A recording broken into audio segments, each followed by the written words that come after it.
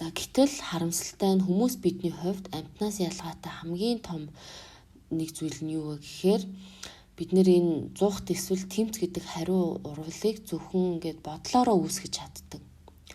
Энэ нь одоо биднэрт заавал зэрлэг амьтантай таарахаар үүсдэг биш. Бид нэр одоо ив түнжин муутай хамтран ажиллах хэрэгтэй ингээ ойрхон байхад те салсан ихнэр нөхөртөөгөө эргээд уулзахад ч юм уу.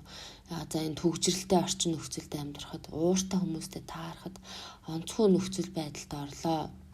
Аюултай нөхцөл байдалд орлоо гэж ингэж одоо тарих үзэхээрээ энэ хариу урвалыг ингээд асаагаад идэг гэсэн. Заавал нөгөө бүр юм амьд үлдэх амьтантай тулах биш те бид нэр зүгээр л юм өнгөрсөн баг тэр үтгийлтэй бүр хамгийн том султал нь зүгээр өнгөрсөн болоод өнгөрсөн таагүй дурсамжаа санахад л үүнтэй холбоотойгоор хүний биед нэг юм аюулд орлоо болохоо байлаа